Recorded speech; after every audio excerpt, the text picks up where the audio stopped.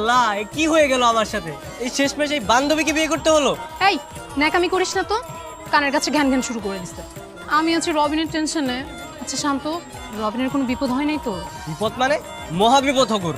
যা কিছু হয়েছে এর জন্য আমি অভিশাপ দিব ওকে। শান্ত, তুই তো দেখি মহা খারাপ রে। আচ্ছা শোন, এসব কিছু বাদ দিয়ে চল তোর বাসায় যাই। আমার বাসা মানে?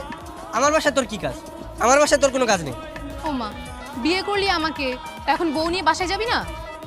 বিয়ে করেছি মানে? এটা কি কোনো বিয়ে? আর তোকে বিয়ে করেছি তাই বলে কি আমার বাসায় নিয়ে যেতে হবে তোকে? দেখ ভাই, বিয়েটা কিন্তু আমি আমার নিজের ইচ্ছায় করিনি, তুই জোর করেছিস তাই আমি করেছি। দেখ, আজকের পরে এগুলো সব ভুলে যা, আর যত কাগজপত্র আছে সব আমি ছিঁড়ে ফেলবো। আমি বাসায় যাব কিভাবে?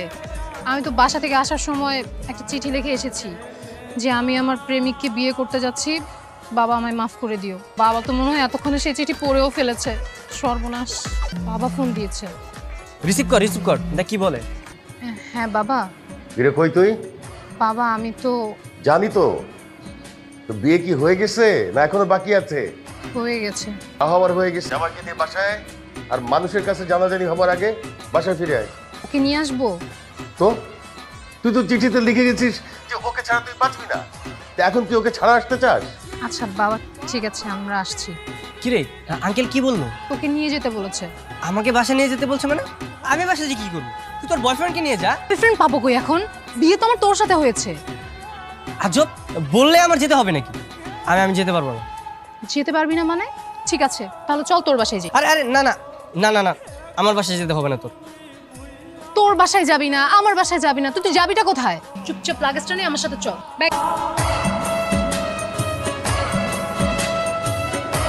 সরি বাবা। চুপ থাক তুই।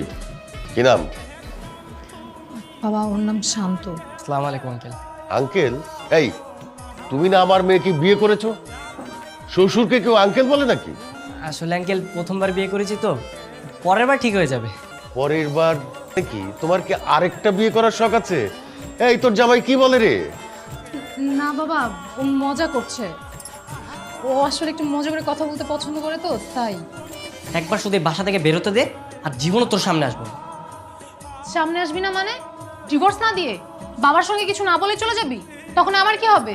তোর যা হয় হোক, তাতে আমার কি? হ্যাঁ, আর আমি তোর সঙ্গে এক বিছানায় কখনো থাকতে পারবো না। তোর কি মনে হয় আমি নিজে তোকে আমার খাটে ঘুমাতে দেবো? মানে আমরা দুজন এক খাটে ঘুমাবো, আমি থাকবো বিছানায়, তুই থাকবি মাটিতে। অসম্ভব, আমি মাটিতে থাকতে পারবো না। আমি কেন মাটিতে থাকবো? তুই থাকবি মাটিতে। কারণ রুমটা না আমার, তোর না। তুই তোর বাড়িতে নিয়ে যেতি, তখন তুই যেখানে ঘুমাতে বলতে আমি সেখানে ঘুমাতাম। বাবা, মনে হয় আমি তোকে জোর করে বিয়ে করেছি। আচ্ছা বাদ দে, একটা কাজ কর, আমার ঘুমানোর জন্য অন্য একটা রুম ব্যবস্থা কর। আর এই রুম থেকে কেমন লেডিস গন্ধ আসছে।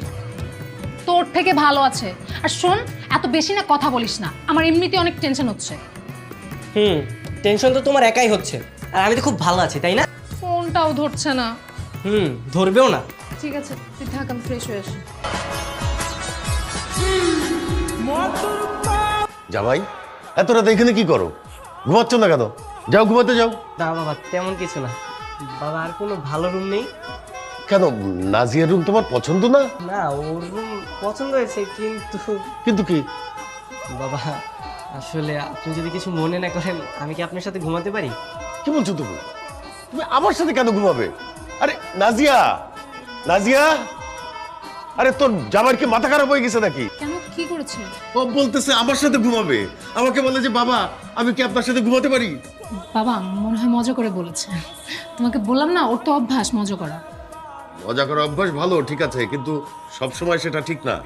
যা ওকে নিয়ে যা।